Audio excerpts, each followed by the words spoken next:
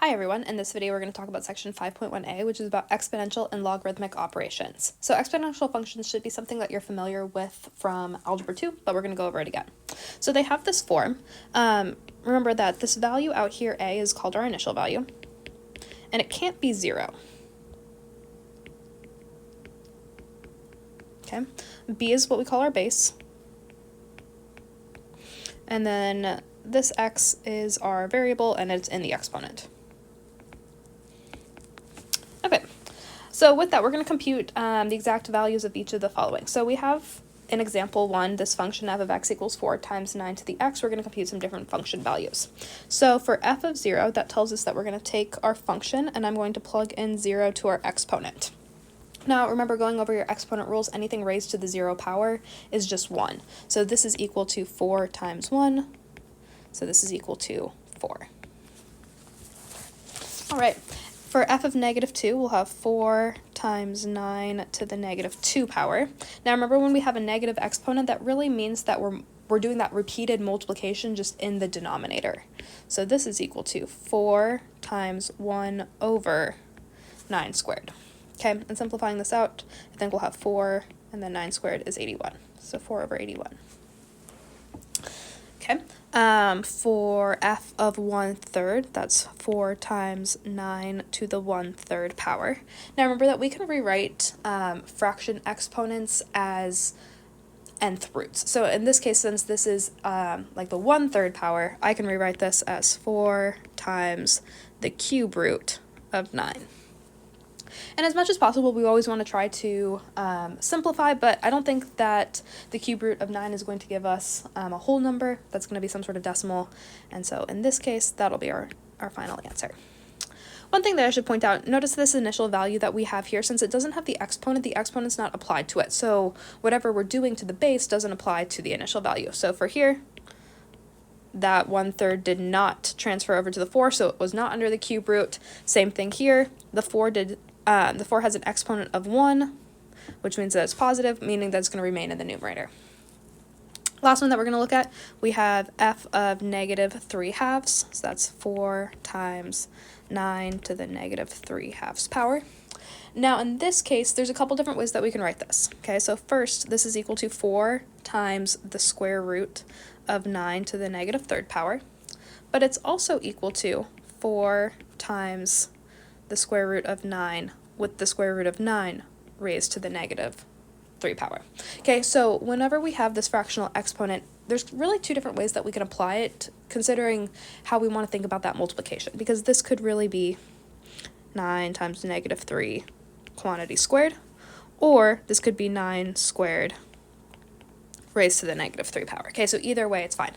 I always recommend that you find the one that's going to be easiest to simplify first, and then go from there. So in this case, I think that it's probably easier to take the square root of 9 first and then apply the negative 3rd power, rather than use the negative 3rd power and try to take the square root of that, because we might not get something nice out of it. So in this case, continuing on, let's see, the square root of 9 is 3, so 4 times 3, and then 3 raised to the negative 3 power. That's equal to 4 over 3 to the 3rd power. Let's see, 3 times 3 is 9, times 3 is 27. So 4 over 27. Okay, same thing that we're going to look at in example 2, except this time we're just going to look at maybe some more general operations that we're doing to our function. So our function is going to be 3 raised to the x power. So first we're looking at f of x squared. So in this case, that's telling us that we're going to take our function f of x, and then we're going to square that function. Well, remember that when we're raising a power to a power, we really multiply those powers, so this is equal to 3 to the 2x power. Okay, for b, we have f of 2 quantity squared. Well, in that case, that's just using our function that we had from a and evaluating that at 2. So this will be 3 times 2 to the 2nd power, so that's 3 to the 4th. And really that's 3 times 3 times 3 times 3, which is equal to 81.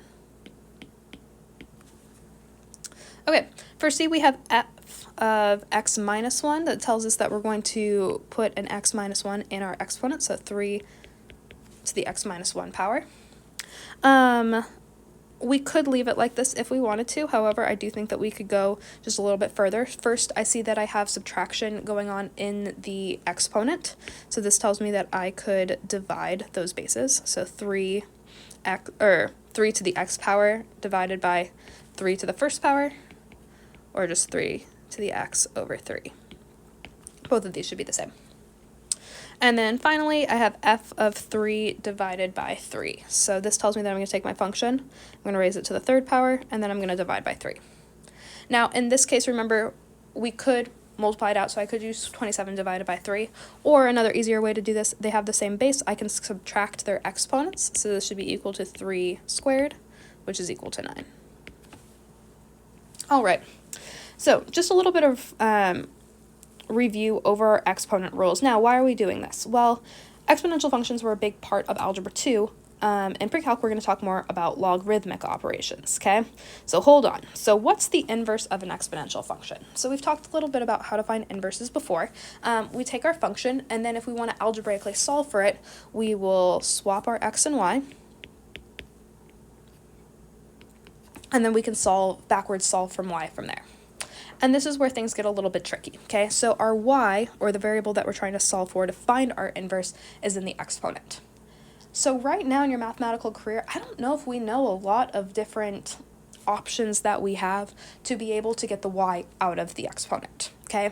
So when mathematicians a long time ago were presented with this option, they said, well, if we don't know an operation, let's make an operation, okay? And so in this case, their operation was inventing what a logarithm is, okay? So here's what our inverse ends up being. So our inverse, y, is going to be equal to log base b of x. Okay, so reading through what this says. So the log represents an exponent, okay? So these two things are the same. This exponent up here, y, is the same thing as this thing here, okay? So this operation is representing what that exponent ends up being. We were never able to fully get that y out of the exponent, so it's like we made a whole other, what do I want to say, expression to represent what that exponent will be, okay? A couple of things to notice here. So the b that we have here is our base, and then the x that we have here is what we call our argument, okay? And so that's what it was equal to, or that's what our original exponent, I guess, was. All right, that brings us to our logarithmic functions. Okay, so those are the inverses of exponential functions. So the term log, or the operation log, is a mathematical operation that's going to be used to undo an exponent. So there's a few things I want to draw your attention to. First, our value of x must be greater than 0, okay? And so we're going to go off of that from this equivalent value of when we had switched that x and y, okay? Why does x always have to be greater than 0? Well, there's no value of y that I can plug in here that's ever going to give me a negative number, right? If you raise an exponent to anything, you either get a fraction or you end up getting like a positive whole number, right? So there's nothing that's ever going to make you get a negative number from here, okay? So that means here that whatever this value is in here, and we're going to call you that, our argument, we'll go over that in a second though, that always has to be positive, okay? So you can't plug negative numbers into a logarithm. The second thing that we need to know is that b, and that represents the base of our exponential function, it must be greater than 0, but it also can't be equal to 1, okay? It can be any number you want. It can be a decimal, it can be pi, whatever you want, but it can't be 0. It has to be bigger than 0, and it has to be, it can't be 1. Let's think about why. Well, first, you're never going to see an exponential function like -3 to the x, okay? Our bases are always going to be positive numbers, okay? So it can't be negative. If it's 0, well, that doesn't make sense. And if it's 1, well, that's just the constant function 1, okay? So you can really have any number as your base, just not any of those. Okay, converting between logarithmic and exponential form. So if we originally started with like our original y equals b to the x, okay? So that's our exponential function. Our inverse, or our logarithm, is going to be, is going to be x equals log base b of y. Okay, so a few things just to note from here. So from our original exponential function, the y is what it was equal to, and that's going to be what we call the argument of our logarithm. Okay, so that's our argument. Our base of our exponent is what we call the base of our logarithm. And then the x, which was the original exponent of our exponential function, is what our logarithm is equal to. Okay, so a logarithm, and I'm going to say this a million times, and I want you to say it a million times to yourself too. A logarithm is an exponent. Okay, it's representing an exponent. Okay. We have a couple different types of logs. Okay, so the first one's called a common log, and so a common log is going to be when our logarithm has a base of 10. Okay, so whenever you see a log base 10 of x, since it's so common, we also just call that, and more commonly write this as just log of x. Okay, the second type of log that we're going to see a lot come up is called the natural log, and that's going to use Euler's number e as our base. Okay, so a couple things with Euler's number e. It is an irrational number.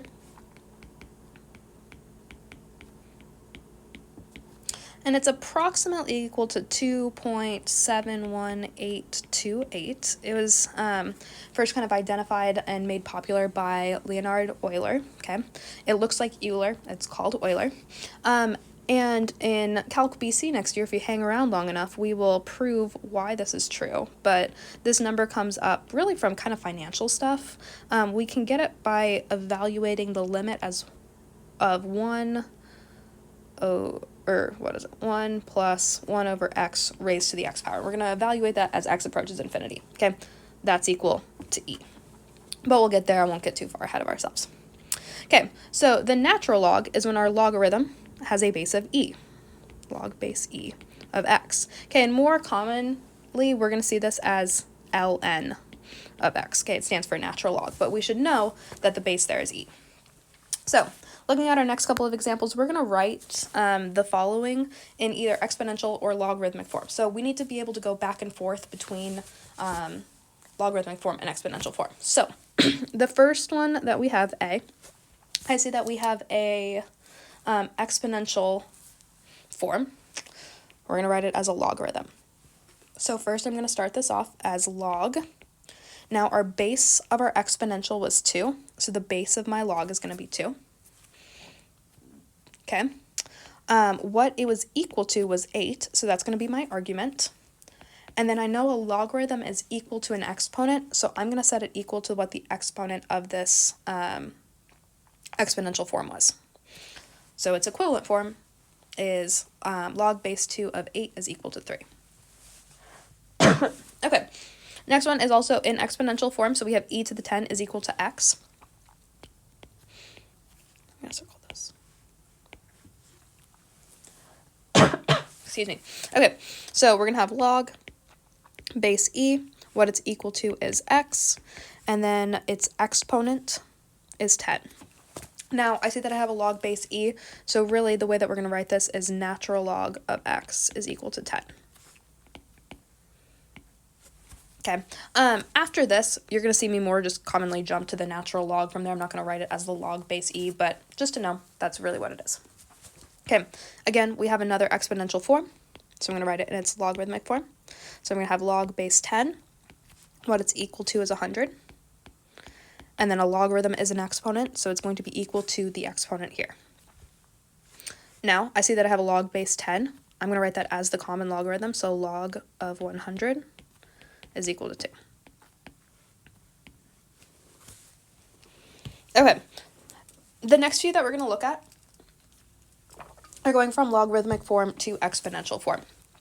So starting off here, I'm going to figure out what my base was. In this case, my base was e, so that'll be the base of my exponent. What it's equal to is 9, because a logarithm is an exponent, and then the argument of this was x plus 2. So I'm going to write this as e to the 9 is equal to x plus 2. And I know you're probably itching to be able to actually solve that from there. That's not what this is about. We're just rewriting the form. Okay, next one that we have is the natural log of 5x plus 1 is equal to 6. Well, I know that the natural log is really log base e, so I know that the base of my exponential is going to be e. What it's equal to is 6, so that's my exponent. That's equal to 5x plus 1. Okay, last one that we have log of 100 is equal to x. I see that this logarithm doesn't have a base, so I know that this is the common log, so it really has a base of 10. So I'm going to have 10, what it's equal to is x, so that's my exponent, and then the argument was 100. So 10 to the x is equal to 100. And again, you're probably itching to be able to solve that. Just stop. We'll have plenty of time to do that later. Okay, so being able to rewrite the two forms are going to be really important. Next thing that we're going to be able to do is evaluate the following without a calculator. Okay, so the cool thing about this is if everything kind of aligns correctly, we should be able to not use a calculator. Now, sometimes you do have to, but not in these. Okay, so we have log base 2 of 16, and we want to know what it's equal to. So I'm going to say that's equal to question mark. So to be able to evaluate this, I'm going to turn this into exponential form. Okay, so I know that exponential form, 2 is my base. I'm not really sure what my exponent is, but I know that this is going to be equal to 16. So I'm trying to think, okay, what number do I need to raise 2 to get me to 16? Well, 2 times 2 is 4, times 2 is 8, times another 2 is 16. So this is equal to, why did I write it that way? This logarithm is equal to 4. Okay, our next one that we have log base 7 of 1 over the 5th root of 49. Okay, it might be a little bit easier for us to undo this so we don't have everything going on in the denominator. So I'm going to rewrite this as log base 7 of, okay, so that's going to be 49. It's in the denominator and it's a 5th root. So to the negative 1/5 power. All right, okay, so it's like, I want to know what this is equal to. Well, let's put it in its exponential form. So I'm going to have 7 to some sort of power is equal to 49 to the negative 1/5 power. Okay, from here, it would be really helpful if we could figure out what the base needs to be, right? So like here, it was easy to tell, okay, 7 times 7, or 2 times 2 times 2 was equal to 16.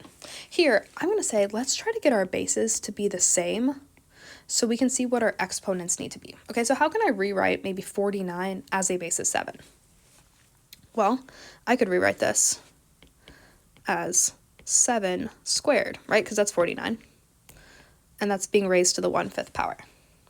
Well, okay, I have two powers, a power being raised to a power, so this is equal to 7 to the negative 2/5 power, because I'm going to multiply those. So what's that to say? So that's to say 7 to some sort of power has to be equal to 7 to the negative 2/5 power. And since our bases are the same, I know that this is going to be equal to negative 2/5.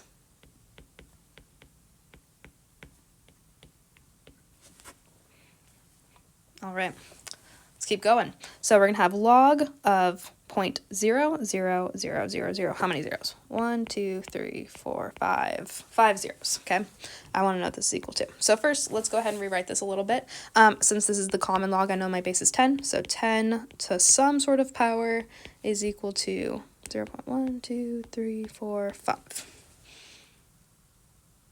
Okay, well, it might be helpful if we had that written maybe as, it's a decimal, maybe writing it as a fraction would help.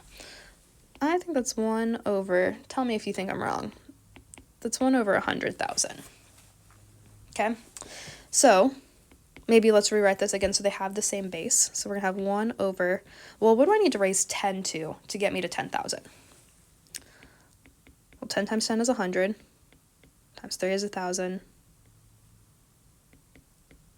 1,000 times another 10 is going to give me 10,000, times another 10 is going to give me 100,000.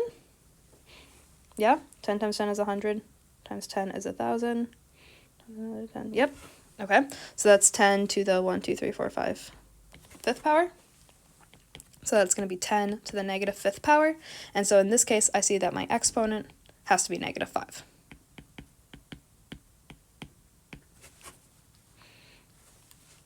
Okay, again, we have another common log. So in this case, I have, that's equal to some sort of thing. So I have 10 to some sort of power is equal to the fifth root of 10,000. Okay, so let's rewrite them so they have the same base. So I could write this as 10 is equal to, okay, so 10,000 I think we decided was going to be 4, 10 to the 4th, and then this is raised to the 1/5 power. If I go ahead and multiply those powers, I'm going to have 10 to the 4/5 power.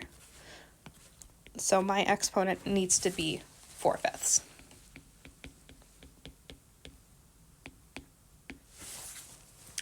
All right. Looking at our next one, we have the natural log of e to the 3rd power. So rewriting this, I know, well, from here, this is really log base e. Okay, so I have I have e raised to the question mark, and it's going to be equal to e to the 3rd. Well, that was pretty easy. We didn't have to do a lot of manipulation. I know that this is going to just be equal to 3. So hey, that's kind of cool. One thing maybe to notice here, if the base of our logarithm and part of the argument are the same, then it's just equal to that exponent of the argument. Let's see if the next one holds true. So we have the natural log of the square root of e. Okay, so I'm going to rewrite this. That's the natural log of e to the 1/2. Okay, and I want to know what that's equal to. Well, I know that the natural log is really log base e. So if I could rewrite this, this would be e to the question mark is equal to, okay, what our argument is, which is e to the 1/2. So in this case, it does hold true. This is going to be equal to 1/2. All right, the last two that we have are already in exponential form. We're going to rewrite those so they are in logarithmic form. So I want to know what this is equal to. Okay, so we have to put it in a logarithm form. So the base of our logarithm is 8. Okay, the argument is going to be our question mark. And then what it's equal to is the exponent. So log base 8 of 5. So what does our question mark need to be so that these two are equivalent? Well, it has to be 5. All right, and the last one that we have here, we have e to the natural log power is equal to 12. So again, let's go ahead and rewrite this in logarithm form. So the base of our logarithm is e, okay? The argument that we have is question mark, that's what we're trying to figure out, and I want this to be equal to our exponent, natural log of 12. So again, remember log base e is really the natural log, so I'm going to rewrite this as natural log of something is equal to the natural log of 12. And for these two statements to be equivalent, I know what needs to be in that parentheses is 12.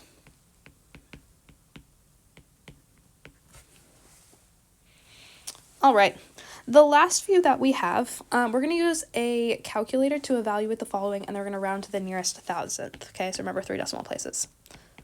Now, everyone has different calculators, so go ahead and grab those out, and you should go ahead and look for the logarithm button within your calculator. Okay, we're going to go ahead and just practice evaluating these and typing them in. So I'll go ahead, pause, give you a second. When you're ready, we'll go ahead and check our answers.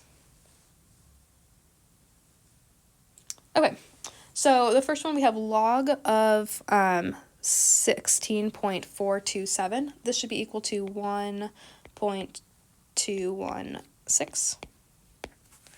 The next one's going to be the natural log of 23.221.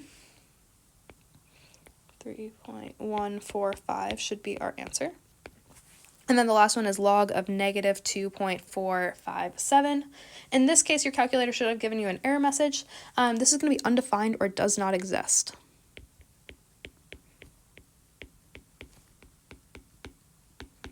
Okay, and either one's fine to write. Okay, and you're probably thinking to yourself, okay, why is that undefined? Why does that not exist? Well, let's go ahead and rewrite this in exponential form to figure out why. Okay, so in this case, our base is 10. So 10 to something is going to be equal to negative 2.457. Remember what we were talking about a little bit earlier? There's really nothing that there's no exponent that I can have that I raised 10 to that power, that's going to give me a negative number. Because if I make this a negative number, well, that just goes ahead and moves it to the denominator, but it's still positive. If it's 0, it's just 1. And if it's a positive number, it just makes it a bigger positive number. Okay, so we're never going to end up with a negative out of our exponent, so that means that our argument of our logarithm can never be negative. So let's go ahead and we'll summarize that.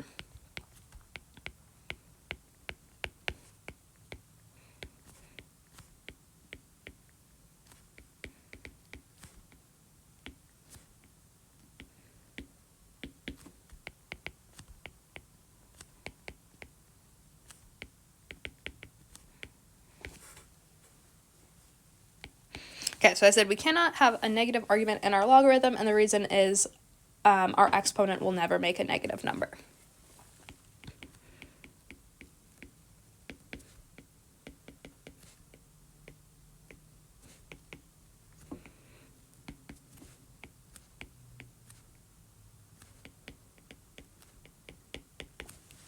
All right, we're going to go ahead and pause our video here right now. I will see you all later.